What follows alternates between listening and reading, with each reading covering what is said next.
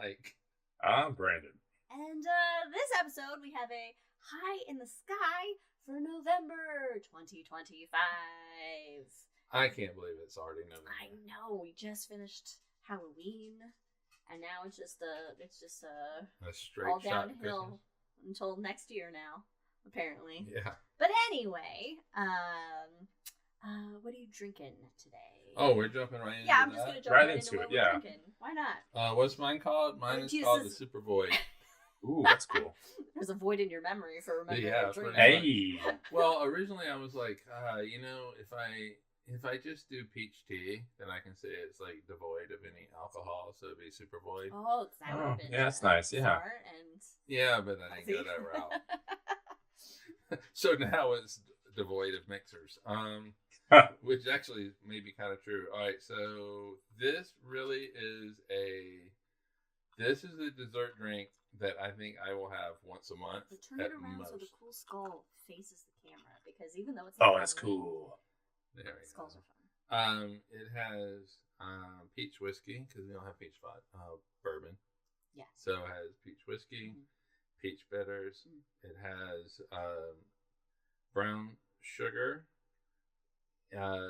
cinnamon syrup, and it's got peach syrup, and I feel like and a hint of A whisper. vanilla extract. Oh, wow. Because if you put too much, it'd kill you. Can't have that. Yeah. So the goal was a peach cobbler and a drink. And it does. It's very rich. It's very desserty. Brandon, what are you drinking? So I'm going goblin mode. I have my water. I have my sesame sweet bun tea, which is delightful. Ooh, that sounds nice. And then my Interstellar Wanderer, which I had to get the bottom of the barrel for ingredients because this is Jack and root beer. Okay. Godspeed. All right. Godspeed. You know what? Root beer is my favorite. If I were to drink a soda, usually like a root beer Dr. Pepper situation. I don't know the last time I had a root beer. Yeah, I haven't. Had And I think sipping the root beer was more difficult than sipping the Jack. To me, root beer is too sweet, which is saying something. Okay. Which when all right, at the company that Brandon and I work at, before I went into support, anytime that there was a win in sales, Kirk would break out root beer, and we'd have to have root beer. And adorably Mormon. It's like, why don't we just do beer? Meanwhile, I am drinking the Full Beaver. Oh, yeah. There's a cinnamon stick in there and some cinnamon on top. This is basically bourbon, apple juice, brown sugar syrup, Angostura bitter. Bitter. So it's basically kind of like an apple brown sugar old fashioned esque. Yeah, you said apple. Delightful. Apple It's juice. very right? nice. I had this last night, but it had maple syrup in it. And we're out of maple syrup. So it's very fall. It's very what? Fall. Oh. Fall I heard or November. sad because It's like it it would go well with like a pumpkin pie. Oh, Susanna has joined us. Yeah, that would go with a pumpkin pie. Let's see. Jack is drinking some dark chocolate caramel cocoa. He had the chopped chocolate for a test of his chocolate fondue recipe. Of course, naturally, yeah. Of course. And Katie's got some pineapple sparkling water. I'm a big sparkling water fan. I don't know what it is. It always tastes like weird to me. But anyway, and Susanna is putting Brandon on the hook for some trivia. I don't recall this. All right, so when we have these conversations in The Hangover, if they're not written down or reminded later on, they're not going to be remembered. That's very true. We have a very hard time remembering. Even when I'm like, I don't really edit the episode, but I'm ready to when I'm putting it up on like Spotify or whatever for like The Hangover. When I get there to do a little description of The Hangover, I'm like, what the fuck do we talk about? I have to like skim through That's it a bit dangerous. and listen to see what we talked about. I think if you were to say we talked about everything, then we just usually I'm like, it's like when I just can't figure it out or I don't feel like listening to a lot of it back, I'm just like, it's shenanigans, our typical shenanigans. And Elizabeth has coffee and water. To be fair, Susanna, I did say something to him. I even have the chat message to prove it. And you can And check then out it's like, you can check out the episode that Susanna was a guest for on Spotify and YouTube. It's out now. Speaking of which, follow us on all the things All the things. at Cosmos with Cosmos, pretty much everywhere. At Drinking Cosmos on Twitter, and follow some of our friends that we like and do cool shit, like Katie Wildixia on Etsy, Ron Proctor, MrProctorShow.com, and Jack over at the Rolling Bluffs Planetarium in Council Bluffs, Iowa. If you're in the area of the Midwest, that And is in. what Check is it? them out. Like Like and subscribe. Like and Oh, subscribe. Like and The thing. subscribe. As Susanna would say, like and subscribe. Like and Everybody, like and I subscribe. better see some comments. And also like and subscribe on YouTube and whatnot to check out our shots of astronomy, which are called The Shot. Just 10 minutes of some cool, interesting, fun facts and Have we topics hit and 10 whatever. Yeah, What's your topic on today, Mike? We're recording we're shots not. after this. Hey, the All Blacks beat Ireland. Hey! Yesterday, so we'll be talking about that. Yeah, And sweet. since there are rules in sports, there are some rules on the show. A little drinking Nice game, segue. if you will. Thank you very much. If we make any Star Wars or Lord of the Ring references, take a drink. We've just got rid of the dog barking one because it rarely happens, I guess, nowadays and whatnot. But I got Jack my Mr. did Baggins do right it. behind me, so it may happen. Did bark. I don't know if you guys could hear it because I think the noise canceling is pretty good, but he did. All right, so let's start this episode on moon people, Let's I get assume. high in the sky for Woohoo! November 2025 while the Earth is still here. Now for the constellation highlight of November, I chose a dim constellation in the, well, it's kind of northern hemisphere and southern hemisphere, maybe mostly southern hemisphere, but it spans the breadth of the hemispheres, and that is The breath. I don't know. The breadth. I'm Me, being like- fancy. I'm good with that. I'm good Thank with it. you. And that is Eridanus, the river. Hey. Because a river flows through it. The hemispheres of the sky. Anyway, of course, the most famous kind of river that is talked about in the night sky would be that of the Milky Way, our galaxy, which a lot of cultures have seen as a river across the sky of various things, mainly some milk as well. Yes, River when milk. talked about Tanabata with that one. Yeah, it's Milky Way. Now, Eridanus, the river, it is the sixth largest constellation. But it is the longest. But it is the longest. It is Now, the is it- longest. Largest by like area code, like the amount of stars that are visible in it. No. I would say like probably just the amount of surface the area of size. the sky. the degrees it takes Surface up degrees.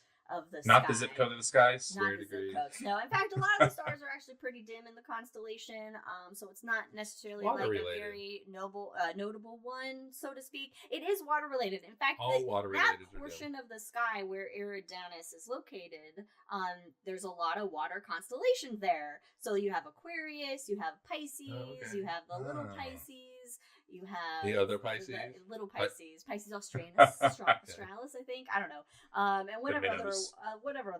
Wow. water ones. Now we that got are the over there. entire southern hemisphere Yeah, just angry pissed at off us now. at us, whatever. There's not minnows. It's fine. Full on fish. I don't know why they're water. I guess I don't know. It's just a water section. People are feeling watery. They wanted to go for a swim. I don't know why it is the water area of the sky, and that's a good question that I should probably look up and find out. Maybe in the Hangover, if I can remember. Keep us on track for things we need to look up to talk about in Hangover. Yeah. Your secretary of the show. Write it Susanna. down. Write it down. But this constellation, it's said to be based on the real Po River. The what river? Po River in Italy. Po. The Po. The Po. The Po. Tato. That would be a drink. That would be a drink. Oh, all right. Yeah. But it's also the name of a minor river in Athens for the Greeks, which has this of the same name, Eridanus. And it's actually the Po River is the longest river in Italy. So there you go. Oh my god, that is great. That is great. Is that Water, Avatar? earth, That's the fire, one. air. Yep, Let it there we Four go. nations. Yes. I raised her right. Yes, you did a good job. There are some stars that are, of course, in the constellation. Constellations are generally made up of stars that we just make patterns up with. The alpha star in Eridanus is Akamar. It is a blue-white main sequence star that's 144 light years away, and its name means the river's end. Which I thought was really funny. Oh, that's daunting. I was like, ooh, the river's end. What happens at the end of the river? But a weird fact about this star, Akamar, is that it is one of the flattest stars known. Now, before you flat earthers get excited about this, it just means that it is 50% wider in diameter at the equator than it is at the poles. Okay. So that's what it means by flat, because it's spinning very rapidly, so that equator is bulged out. So it's more ovoid, I would say, than completely spherical. But it's not actually flat. Like more oblate? Oblate. Whatever the word is for it. Is that the word? Oblate's a good word. Yeah, that sounds right. Yeah, you know. So so it's like, you know, an ice skater spinning really, really fast. Cool. But except ice skaters don't get like fat around the middle when they're spinning. Maybe they do, just really imperceptibly. Anyway. All right. Curiosity is a sinus. The next star in Eridanus is Beta Eridani. It's a blue-white star as well. It's about 89 light years away, and it is the foot of Orion. Or it's kind of below the foot of Orion, so it's called the footstool. Okay. Yeah. I was like, well, that's kind of sad. That sucks for him, being a footstool. They should name him Jeb. Jep. Oh, sorry, Jep. Jep. I was like, wait a minute. Jep. That makes more sense. Check out our episode on Tycho Brahe for that reference. Or anytime we talk about Tycho Brahe for a Jep. Jep. So like every other episode. Yeah, pretty much. No, ice skaters do not get fatter. Oh. Yeah, but have they measured the imperceptible tidal effect of spinning really fast? Have they measured the imperceptible? No. That's just AI. Yeah. Another star we have is Theta Eridani, called Akamar. It's a binary star, 161 light years away. And then we have Epsilon Eridani, or Ran, or Ran, however you want to pronounce that A. Right. I was thinking the same thing. And this is actually, I'm sorry, not a star. Well, it's a star, but it has an exoplanet that is similar to Jupes. Jupes? It's about 10.5 light years away, and the planet has a 7-year orbit around the sun. That's really close. That's real close. No, it's not. It's like Jupiter. It's between Jupiter and Saturn. A little farther than Jupiter. A 10.5 light years? 7-year orbit? The planet? No, I was saying 10.5 light years is really close. Oh, yeah, no. 10.5 light years is close to the Earth. Yes. Okay, because the last thing she said was the planet distance. And you go, that's really close. The 7-year orbit, that is. That's means just the a little planet further than Jupiter. 7 years? Really? Wait. Oh, 7-year orbit. I got you. Okay. Wait a minute. No, I get you. What's Jupiter's orbit? 11 years? It's closer than Jupiter. Jupiter's 12 years. So 12 years. Okay, so it's like, Jupiter. all right. But further than Mars. So it's not too far out. I was thinking the wrong way. Anyway. Okay. Cool. Now, of course, there's more than stars in there. In fact, this one, you can take a drink for, because in the deep sky of Eridanus is the supervoid. It's called the Eridanus supervoid. And this is an area with no galaxies. That's creepy as fuck. So, is it like a galactic eating caterpillar somewhere out there in space is eating galaxies? Maybe, or it's a like giant Batman caterpillar situation that's going around and getting all the.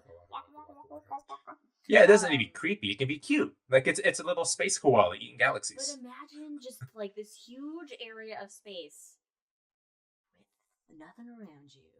That I would love to know physics. Yeah. Well, this supervoid was discovered in 2007. It has a diameter of 1 billion light years. There's a 1 billion light years of space with no galaxies in it. 1 billion light years of space. Huge. Holy shitballs. It's the second largest supervoid, second to the giant void in Canis Venatici. They're dogs. And it was discovered by connecting a cold spot. Now, when I say a cold spot, I don't really mean like it's like a cold spot. It's just like a slight temperature variation that they saw in the cosmic microwave background, the CMV. And they were able to connect that cold spot to an absence of radio galaxies. And so they were like, oh, hey, there's fucking nothing over there. Sorry, that's cool. It's cool. So yeah, I was like, that's interesting and terrifying at the same time. I don't know why it's terrifying, but it's... Well, I mean, there's nothing there. Then really it's like, nobody because can when scream everywhere that. we look in the universe, there's something there, right? And Yeah. so...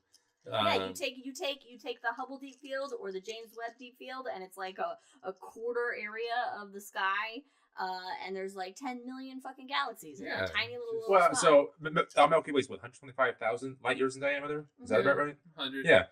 100, So 100, it's 125. it's like what, 12 around Milky Ways in diameter? More than that? That's quick math. It's more than. No, it's more than that. 125,000. So that's 10% of a million, which is For the yeah. So you're talking about like 10,000. I mean 10,000ths of our Milky Way. I really want that meme 10, with all the math equations to pop up right now on the screen.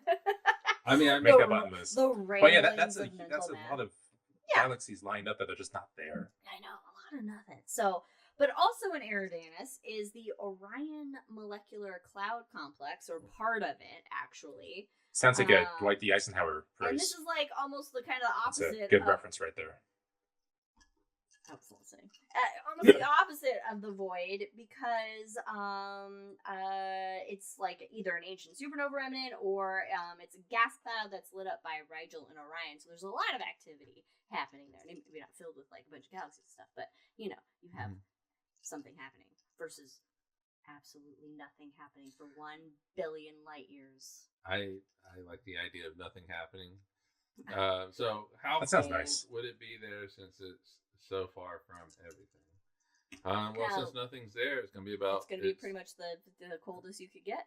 Well, it's going to be the cosmic background. So 2.5 degrees. Kelvin? Above absolute zero. Of Kelvin? Of Lord Kelvin, yes. Of Lord Kelvin fame.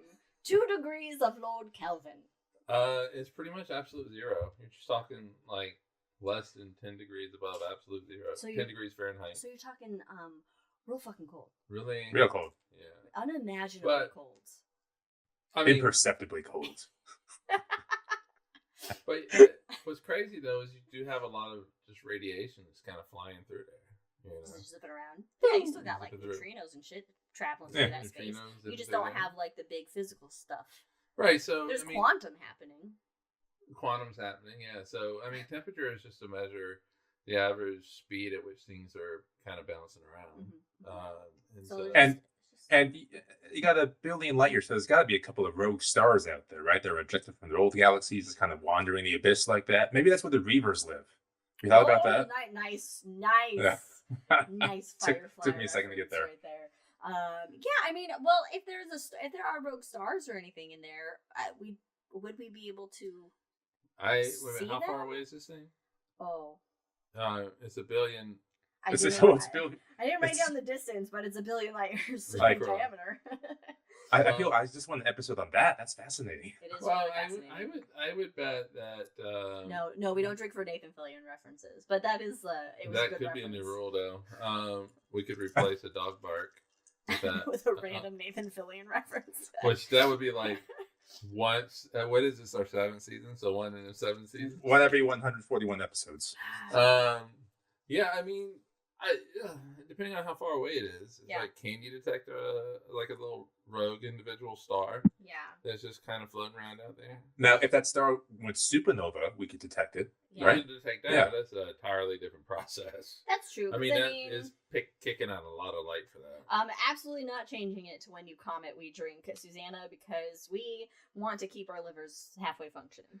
Which mine probably isn't already, but yeah, because you would every 2 seconds you would say, take a drink. She knows how to use take a drink.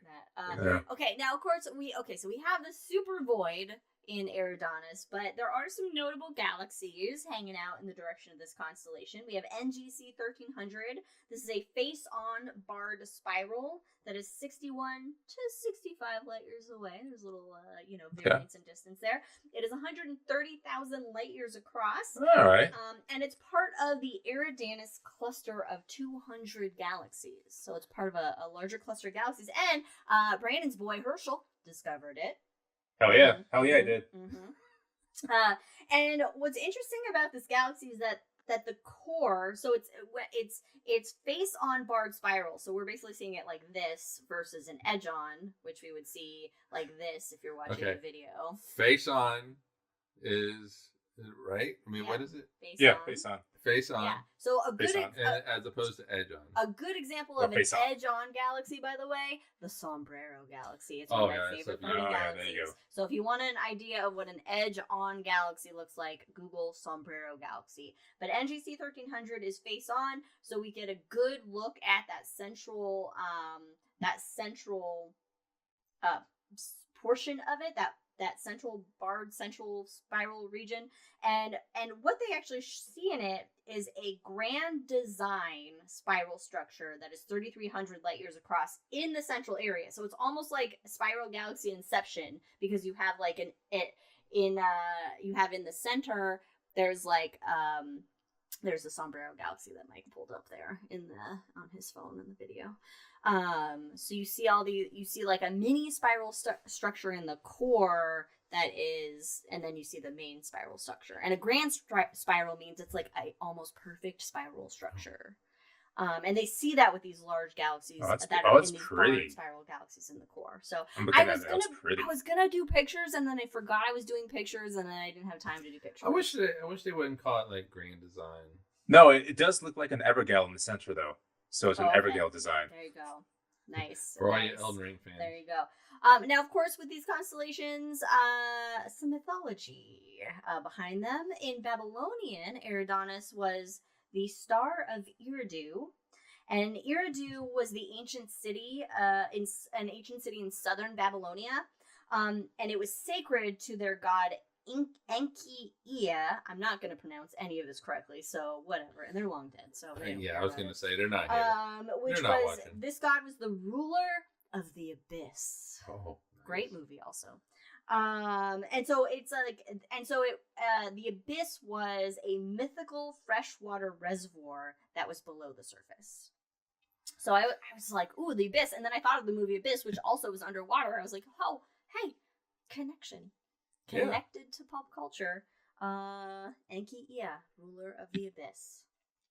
And the abyss, I guess, also could be then that dark void in Eridanus. There we go. Mm-hmm. It's all coming together. So in Greek, it's Eridanus, the river. It's connected to the myth surrounding Phaethon. Phaethon is how that is spelled, and that's how I'm pronouncing it. It's Phaethon. like the comet that does one of the meteor showers, Phaethon 3200. Oh. I don't remember which one it is, though. Better no comment. So in the myth for Phaethon, he basically stole Helios, the sky god. He stole his chariot. I believe he's his son. He stole his chariot, and he was fucking driving around like a madman, not very good. And he's causing all kind of havoc. And so Zeus was like, I'll take care of this shit. And so he struck him down with a lightning bolt, as Zeus does, because he couldn't control the chariot, and it did kill him. And later, the Eridanus was connected to the path of souls, I guess, going down underworld to the underworld. Yeah, flowing, going to that path end star, going to the river Styx, maybe. To then. So now you know what's at the end.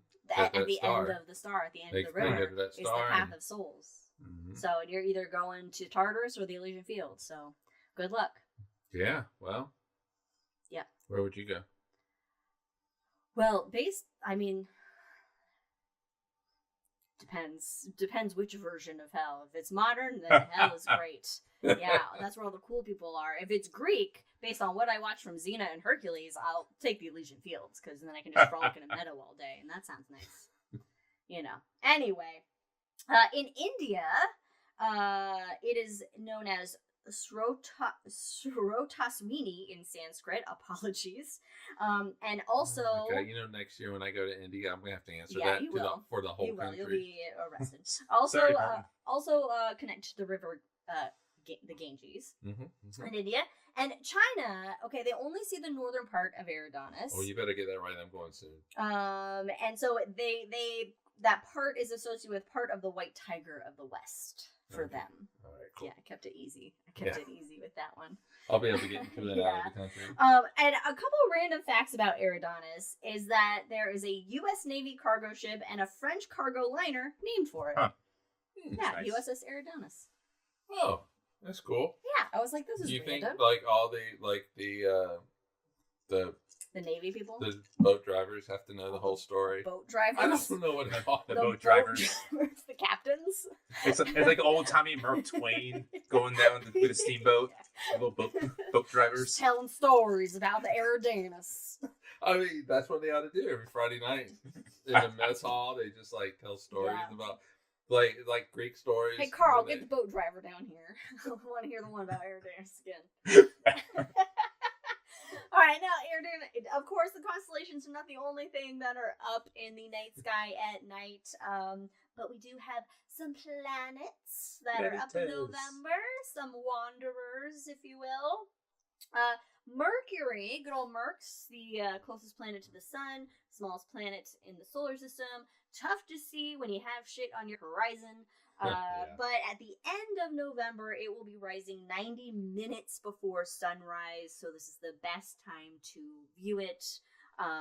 Still, we probably won't see it because we still Susanna's got a chance. But Susanna does have a chance. If you are in a flatter area with not a lot on your horizon, then your chances are better. Mars for God of November. War. It's a no dice. So for those of you on the podcast and not watching on YouTube, Liz blew into her hand, acting as if she was rolling dice. She, I think, has been waiting all week to do that. No, I've been waiting about like an hour and a half to do that. So no dice for Mars. Not gonna be up for November. Venus, however, rises 1 hour before sunrise.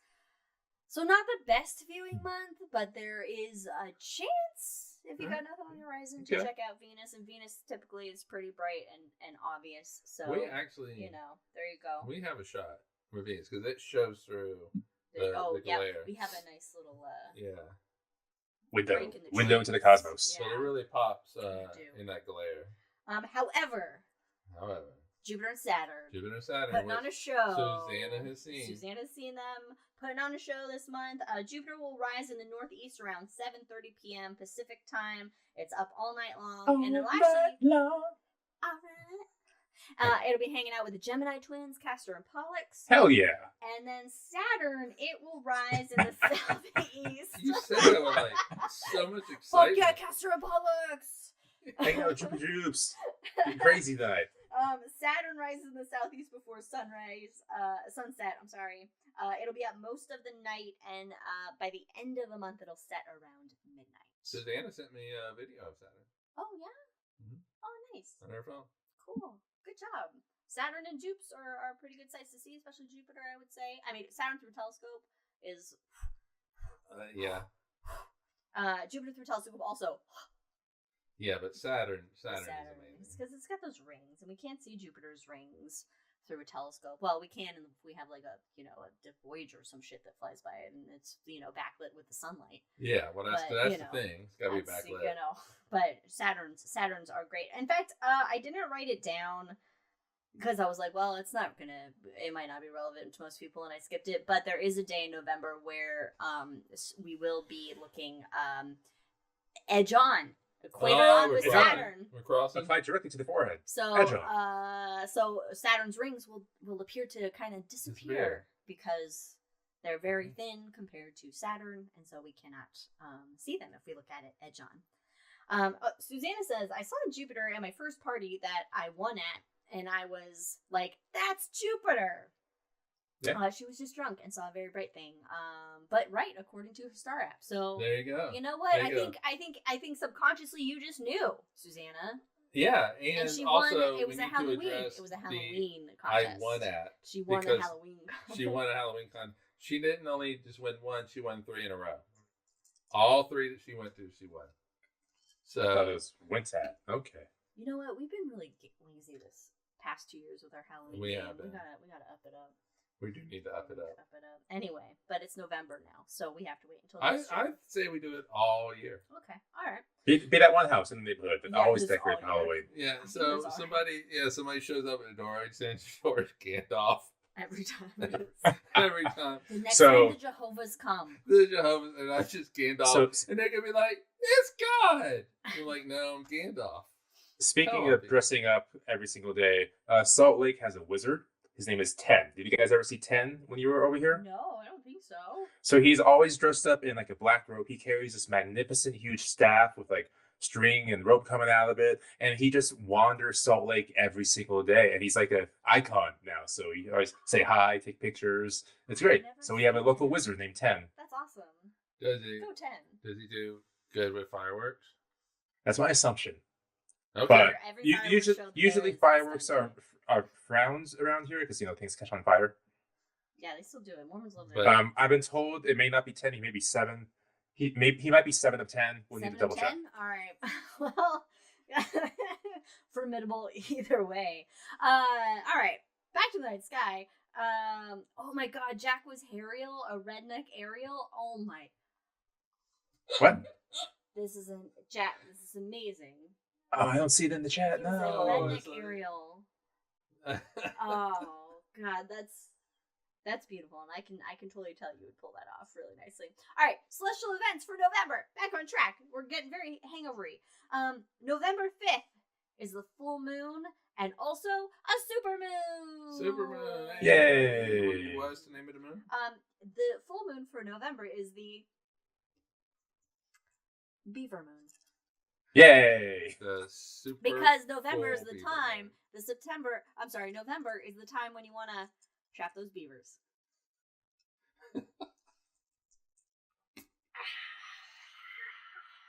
It is the second of 3 supermoons for 2025. Obviously, we have got 1 month left I in can't the wait year. to get your So mom's reaction when she watches this. I love that 3-second pause and we just didn't know what to do.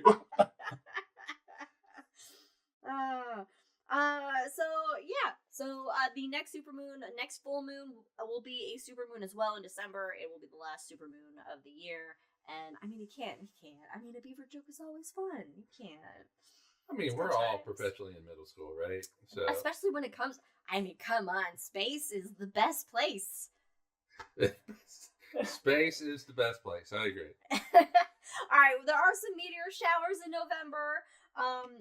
The 11th, November 4th through the 5th, the Torrid meteor shower peaks. The 4th through the 5th. The 4th through the 5th, the So, Torrids. You missed it, everybody. You missed except for it you by guys the that are time. watching Well, right if you're now. watching now, you're cool. But when this comes out on Saturday, you missed it. Mhm. 5 to 10 meters per hour at the peak, and it actually comes from two different streams of debris. It comes from asteroid 2004 TG10. The asteroid was discovered in 2004. I can tell you that much. Right. And comet 2P Enki. 2P Enki. So we comet. have the So we we have the Enki gap in Saturn's ring. So I'm assuming Enki was the guy that discovered it and Yes. also one of the gaps in the rings. Yes. So asteroids and comet debris coming together to form a show for Oh, us. but That's nice. Also, share an orbit, Well, or they cross maybe. They cross like in that right where we. debris. But I Oh, always no, thought man. that comets and asteroids were houses divided and were not allowed to get together like that. Unity, equality, equity. Yeah, that's what I mean, we want. it's- This is DEI of the solar system right here. Love is Alright. love, man. Love is love. But the problem with this meteor shower, however, is that the full moon, bummer. And Oh, what moon is that? The full beaver moon. fucking beaver moon. Yeah. Oh God. Susanna just laughed. They're gonna just laugh. Anyway, all right. November this is- 17th, oh. however, November 17th, we have the Leonids peaking. Cool. The Leonid meteor shower. That's You a have good up one, right? to 15 meteors per hour, so not too Okay. shabby. And there will be a thin crescent moon. So that means Nice. that it'll be a pretty good show. Now, what's really fun about this meteor shower, however, though, is that every 33 years, there could be up to hundreds of meteors per hour. Like, it has a burst. But the last time this happened was in 2001. Is that 33 years ago yet? No. it was not. But we're getting closer. We are getting Closer. And the debris from this meteor shower comes from Comet Temple Tuttle. Oh, okay. Yeah. Temple Tunnel. Nice. Temple Tuttle. All right, so that's pretty much what's going on in the night sky for November. You know, some Thanks fun for watching, planets, some everybody. fun Hope you things, enjoyed it. Good stuff. No, we're not done yet because there's more things that are happening in the world of the night sky. There's news, astronomy news, and you hear it here first on Cosmos with Cosmos. That was perfect. I loved it. All right, so Or last. I found some fun articles that I thought were pretty interesting. In fact, we were just talking about meteor showers. So, taking a drink for those listening. Like and subscribe, everyone. We need like Liz taking a drink music. It's like a little ditty. Like a little bumper music. So, first one, Awakening an Interstellar Wanderer. Take a drink. My God, why would you awaken and still a wanderer? That's just H.P. Lovecraft waiting to happen. It really actually it is. Surprising nickel detection in Comet 3I Atlas. Hey. So the one just passing through. it's passing through recently. It's been in the news. This comet. And so apparently they've seen glowing nickel vapor in the gas surrounding the comet, otherwise known as the coma of the comet. And what's weird though is that it's typically too cold for metals to just vaporize like What? that. It at the first observation of this, it was at 3.88 AU. 3.88 astronomical units, which is 4 times the Earth's distance to the sun at this 93 million initial miles. observation Okay. of this. Okay, so it's pretty fucking far away from the sun, meaning it's pretty cold out there. So part of the weirdness to this was they didn't detect any iron. I really didn't understand that part, but I figured I'll throw that in for anybody. But so they're basically seeing that, okay, nickel is being released at processes that work at lower temperatures than they would initially assume it to happen. And so that means that the nickel is actually bound within special types of molecules that break apart when exposed to sunlight, rather than the direct transformation of the metal straight into a gas. So the nickel is actually coming from other molecules, basically, that So- are breaking apart. Sublimation. So this asteroid, Yeah. this asteroid is weak against sunlight. Comets. Comet is comets weak are against sunlight. against sunlight. Right. It's a vampire. There we go. Thank you. So normally, like, they're at really cold as the comets get closer to the sun, like the metals in them, they basically go from a solid to a gas. It's called sublimation. And so what they're actually seeing is that it's that at where they saw this initial observation, it's too cold for like nickel itself to do that, to turn directly into a gas. So that means that it's bound within other molecules that are breaking apart from the sunlight at that distance. So do they know what molecules it could be associated with that would? They did, but it was Sublimate. like a lot of things that I didn't put in here. But A lot of different molecules. yeah, with long like names and shit. So I was like, that's too into the weeds. But this is interesting, and it helps us learn about Meanwhile, objects I that asked come. in the weeds question. Yeah, it helps us helps us to learn about objects that come from other star systems, especially when we can't travel there, because this comet is not from our solar system. Nope. It's a wonder.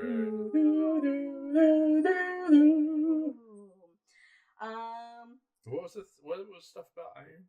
I missed that. They didn't find a presence of iron. I guess iron would be associated in some way as a thing. But that, I don't know. It was one of the things. I should have put a little bit more I guess into that, but... Well, wherever this thing came from, maybe iron was not... Yeah. It wasn't there. So Yeah. this also helps distinguish, like, all right, the building blocks of planetary systems similar to our own or different between various stellar environments. So it That'd came be from neat. somewhere else, so Yeah. different materials formed it, and so they're not seeing certain materials, and then they are seeing that there are metals that are, you know, that are part of other molecules that are then sublimating. I wonder where this comet came from. Like, you know, these, like, Don't ask those little questions. asteroids. Don't ask those questions. The occasional, wanna like, know? asteroid or comet that comes through. Yeah, it just passes by. It's Yeah, just like, hey it's guys, like- how's Yeah. it going over here? Like, you can see, like, where it has come from out to, like, maybe a certain distance. Yeah, but you don't know Right. exactly But where then- it originated from. Right, but you don't know where it originated from. Or how old it is. Yeah. How old it is. You also don't know, like, you can only see from, like, a certain distance. And it's being influenced by the stars and stuff like that. Yeah. So it's changed directions many times. Yeah. No. So, and then it's passing by us, and we're going to change its direction. So, Physics, man. Shit. hey, I love me some physics. All right. That was impressive. All right. Okay, so this article I found for the history buff in me. Ancient Maya astronomers accurately predicted solar eclipses centuries in advance. I love it. Man. I love it when science happens like They were thousands good of at years numbers. before science should actually happen. This came from, by the way, the last article came from space.com. This article comes from Archaeology News Online Magazine. Oh, nice. Okay. So the study... We get our news from everywhere. Yes, we do. It's called Google. So the study examines there's a famous eclipse table of the Dresden Codex, which is a 12th century CE Maya manuscript. And so the researchers, they presumed that the 405-month cycle in the Codex was designed exclusively for eclipse prediction. It's Okay. not. It's not, apparently. Whoa. What they found was that the table was actually used as a lunar calendar. But Okay. then it was later adapted to track eclipses by aligning with the Mayan 260-day calendar. So it started to look at moons, and then they adapted it later on to also help track eclipses. And so they did mathematical modeling, and it revealed that the 11,960-day duration of the table, so this is 405 lunar months apparently, it exactly matches 46 cycles of the Mayan 260-day calendar. That's just a lot of numbers. I A lot of know, numbers So- being thrown out there. I know. Yeah. I know. Okay, so the synchronization between the two calendars that the Mayans did, they were Okay. able to synchronize these calendars, Okay. and that allowed them to predict when eclipses would happen in order to coincide with various ritual dates. And so they were using scientific observation before science was a thing. Science has always been a thing. But before it was formally dictionary a thing, like as a word. Before it was like a European Yeah, thing. before it was cool. They were blending these very scientific observations with their spiritual significance of their culture. And by using overlapping cycles, they reset their tables at certain like lunar intervals, and this allowed it to basically stay accurate for more than 700 years. That's cool. And so if the method was continuously updated, it would still be accurate to this day. This was from years ago. 1,000 years ago. And people were able to accurately predict not only lunar phases, but then when eclipses would actually happen. 1,000 years ago. How many Newtons were not in Europe? So many Newtons were not in Europe. How many Einsteins were not in Europe? How many? Yep. Oh my gosh! So I thought that was I just thought that was really fun.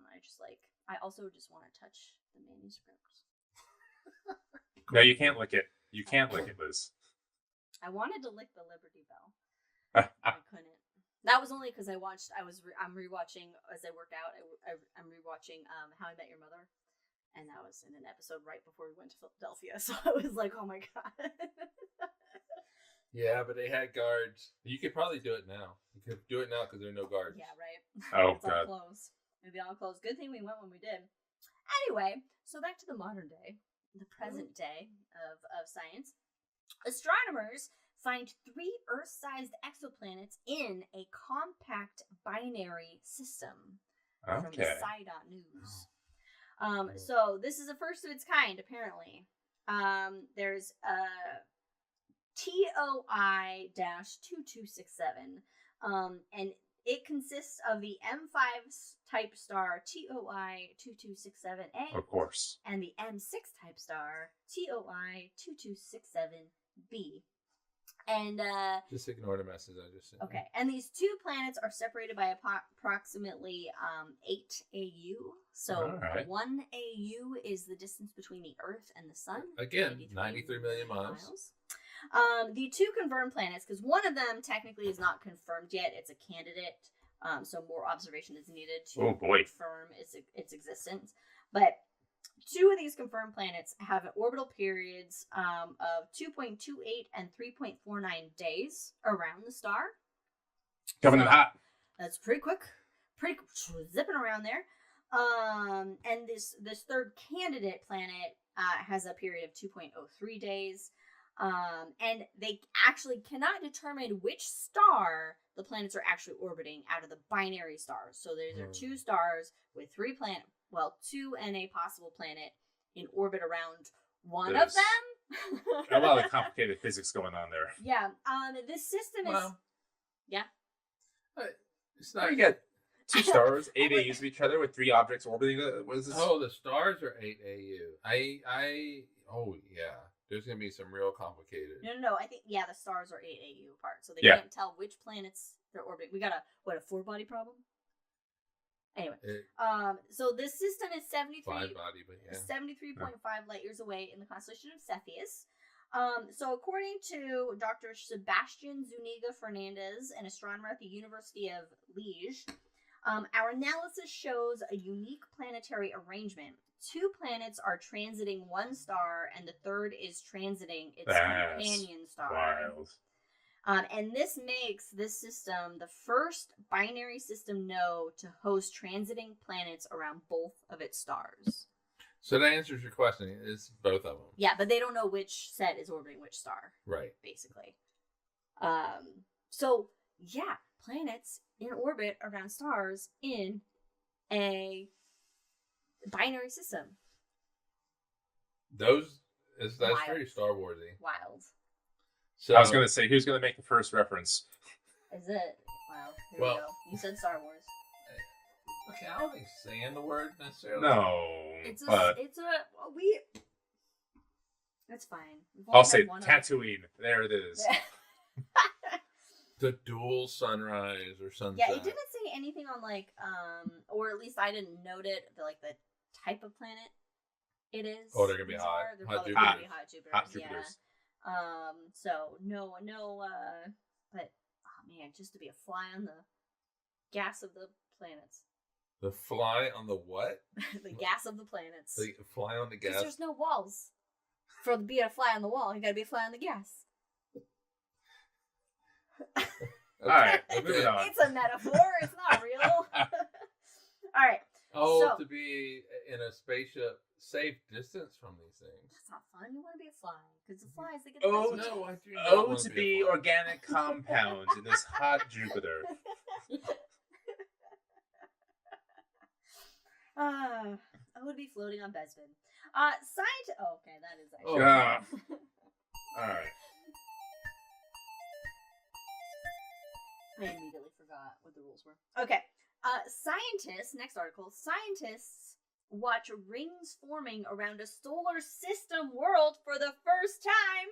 Hey! Space.com. That's cool. Okay, so we know that lots of worlds in our solar system have rings, and if you don't know, it's Saturn, Jupiter, Uranus, Neptune. Does Neptune have All rings, four, right?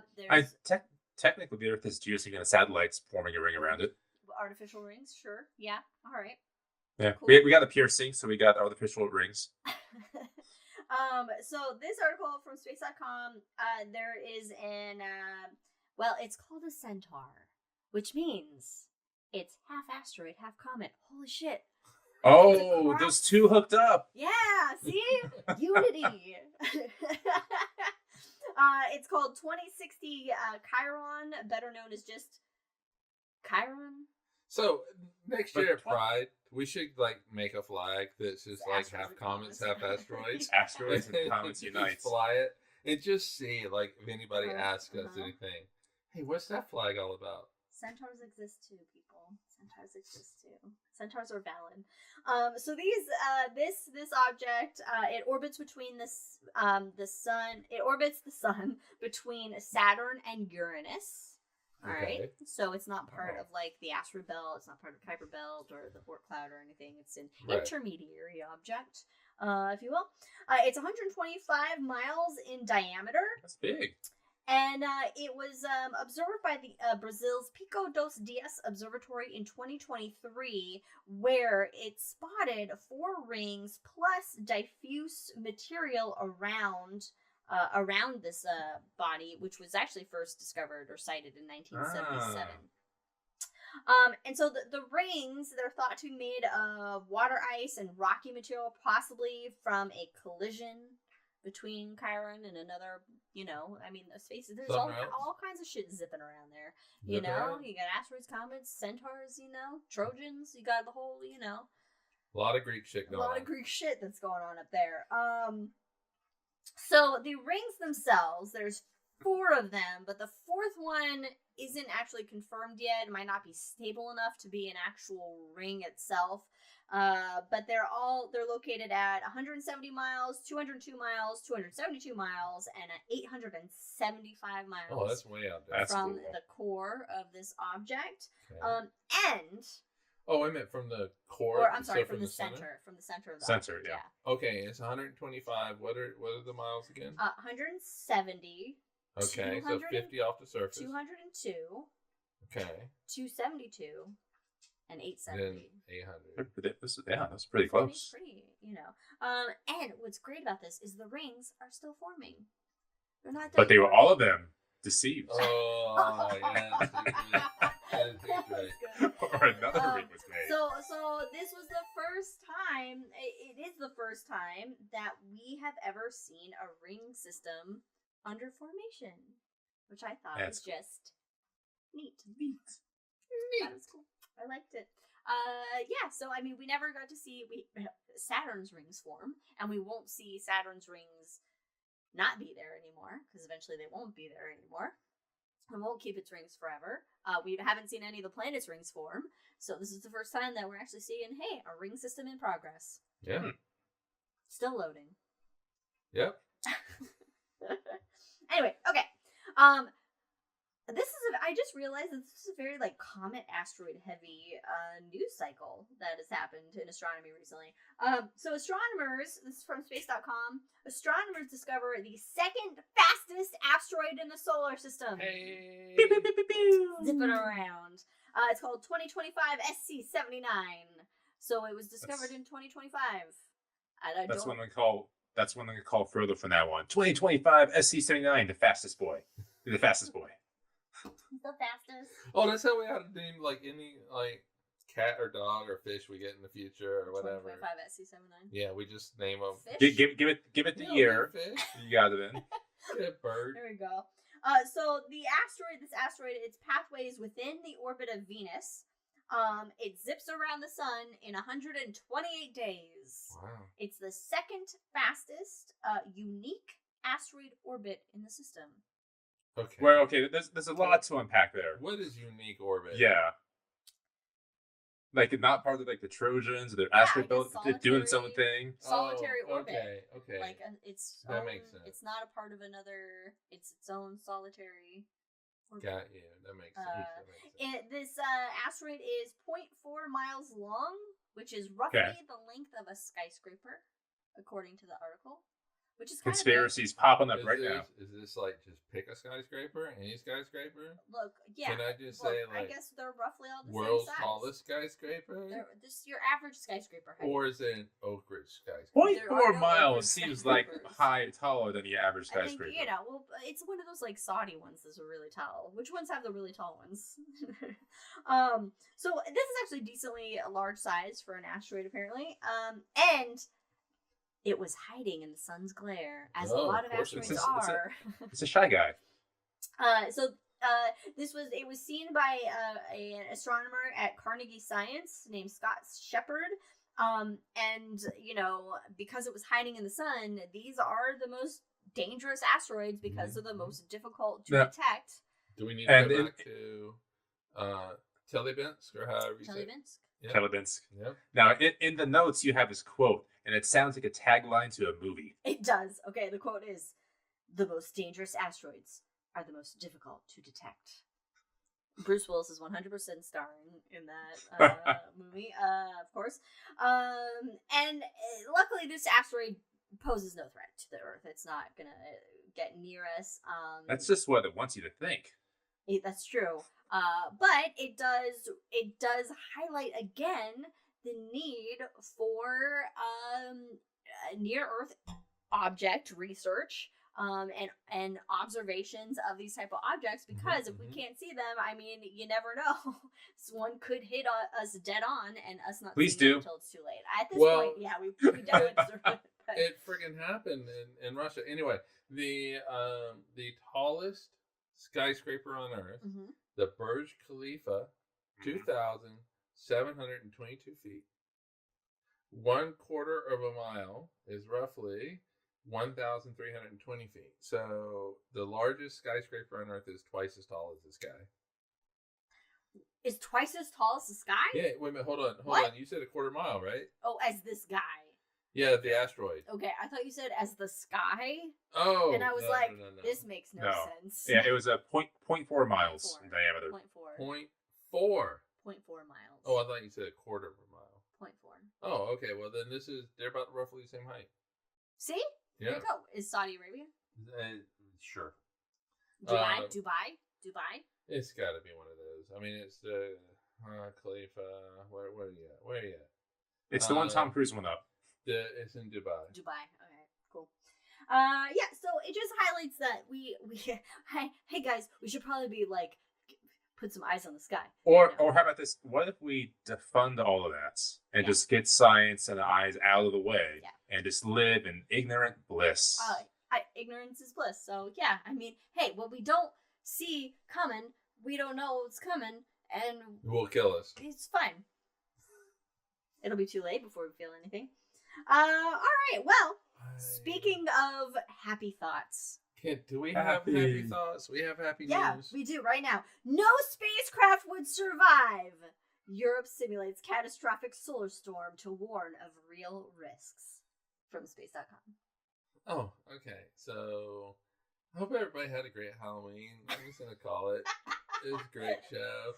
All right, so uplifting. It is, and this is the last article.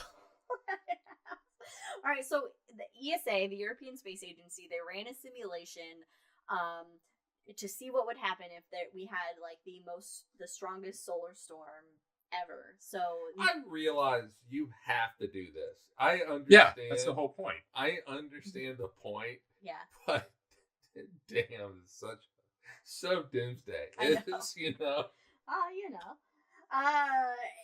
So this is the simulations were kind of based on the strength of a solar storm that would resemble the 1859 Carrington event. Oh yeah, the largest one on record. The largest geomagnetic storm on record that we have, and they wanted to test how its satellites and operations teams would respond to Just how fucked we would be. such an event. Yeah, and it's not great. So, according to Thomas Ormston, the Deputy Spacecraft Operations Manager for Sentinel-1D, he said in a statement that should such an event occur, there are no good solutions. The goal would be to keep the satellite safe and limit the damage as much as possible. So in the simulation that they did, so first came an enormous X-class, this is the most powerful type of solar flare you can have, and it hit the radiation hit the Earth within 8 minutes. That's how long light takes so it was to get to aimed the Earth. right at us. So it was aimed right at us, like dead on. And so then what followed that is a barrage of high energy protons, electrons, and alpha particles, which then striked spacecraft in orbit. They triggered false readings and that corrupted data and caused hardware damage. By the way, alpha particles, helium nuclei, no electrons. Oh, so those are the Big Bang particles. Those are your oldies, but your helium. goodies. Two hydrogens, two protons. Oh. Where did the tachyons come and play? 2 protons, 2 neutrons. 15 hours later, a massive coronal mass ejection, Oh, no. that is big burst from the sun, slammed into the Earth's magnetic field, which increased the drag on satellites, Holy the friction shit. on satellites by up to 400%, which knocked them out Goddamn. of their orbits. Which then increased the risk of collisions and shortening their lifespans. 400% of a very small number, but it's still enough to cause an issue where, like you say, they get knocked out of their orbits. There's the potential of a collision, or worse yet, there's the potential that they don't collide with anything but the Earth. Yeah. You know, and they come falling down. You go, oh, what's that, Mama? The good news is most of it's going to burn up in the atmosphere, but not all of it is. And yeah. So if the sky that we look upon to tumble and fall, I just hope you stand by me. No, I just got the Pennywise version of that song going in my head. on the ground, however, the same storm could overload power grids and pipelines with this geomagnetic energy. Yeah, but I do like Elizabeth's idea of, can you just use it to clean up space junk? If we have the time and know it's coming, I think that would. Don't have to throw up our spacecraft and have it block all of our trash. Wouldn't that be even the worst thing? Because we can no longer control the orbits. Things are degrading. Things are run into each other. More debris is going to plung out there. Then we're going into the whole ordeal. This is not good at any. Yeah. At any level. So according to I don't know if it's Ormston that said this or not, but satellites in low Earth orbit are typically better protected by our atmosphere and our magnetic field from space hazards. But an explosion of this magnitude of the Carrington event, so very similar in 1859, would leave no spacecraft safe. Keep in mind, 1859, we didn't have spacecraft yet. So this is not an if situation. Yeah. This is 100% a when situation. 100% a when situation. In fact, the events like the Carrington event, they're predicted to happen every 500 years or so. There is a 12% chance of an event like that happening within the century, so not high of anything that's going to happen anytime soon, so to speak, but it is inevitable that an event like this will happen. So, to prepare for the inevitable, because ESA is run by forward-thinking people that care about science still, it's expanding its monitoring network and preparing for the 2031 Vigil mission, which is a new spacecraft that will sit at the Sun-Earth L5 point to give earlier warnings of incoming solar eruptions. So they're trying to prepare for early detection in order to mitigate damage by turning spacecrafts off or whatever they can fucking do. I realized that I've had one full drink. I have tried not to drink much this week, so it's actually kind of hitting me okay right about this time. But we have got to not put our heads in the sand, which a lot of us, It's warm in there, though. some people want to do. We need to start paying attention to the universe, which we joke when we say it's actively trying to kill us. but it is actively trying to kill us. Listen to the universe. So, The universe guides you. you know, we need to pay attention to what the sun's doing to these asteroids that we just didn't see it because it was in the sun's glare. Well, if we go back to like Russia, Chelyabinsk, that's not a good thing. We need to pay attention to this stuff. Yeah, we gotta pay. We do have to pay attention because it's not like we're just floating in serenity and flowers, you know, in space. It's The second Firefly reference of the day. oh shit! Oh, I didn't even, Floating I in didn't even- serenity. I didn't even mean to. You got it in my subconscious. You know, so I thought that was interesting. That is a new drinking rule now.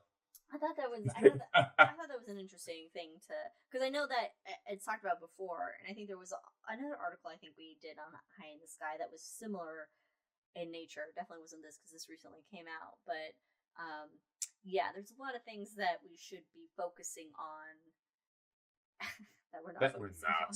We're too worried about like the wrong stuff. You know. You know, once upon a time, this country had the right stuff, and we're just not there anymore. Did it? Firefly Space is fantastic. Anyway, that's all I got for High in the Sky Hey. November. And to end on some a good note, Yes. Thank you. puppies. Just think about puppies. Think about Puppies puppies. curled up in little blankets. Aw. Puppies playing in the field. Just all the puppy things. All the Puppies trying to catch puppies. snowflakes. For Oh my like a gosh. brief, just like nanosecond, my brain was like, "Did Frodo have puppies?" Frodo can have puppies. But that was because I know ours didn't make any puppies. They also cannot have puppies. God, the world cannot contain multiple Frodos. No. We just be screwed. Yeah. Oh, but it could contain multiple Jacks. Oh It yes. should have all the 100%. Jackies, all Well, the there all was the only Jacks no, and all there's the only one Jacks. Jack. There will always only be one Jackie Jack, baby. and he's my favorite. Hey He's a Jackie, good boy. don't tell There's Leia. puppies You're my everywhere. favorite.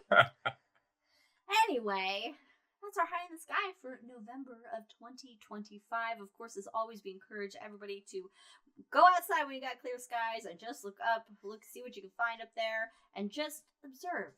Just observe and enjoy the wonder and the nature of the universe that we live in, and that hey, you get to see it. Speaking Yeah, my of favorite, course, don't say after that. the episodes, we have the Hangover with Cosmos to Cosmos, so you can check those out on YouTube of our post-show shenanigans. But follow us on all the things at Cosmos to Cosmos and most places, and at Drinking Cosmos on Twitter. Like and subscribe Like and down subscribe. below, and we'll see you guys. Leia, next say bye. time. Thanks for Say bye-bye, joining Leia. us. Cheers. Bye.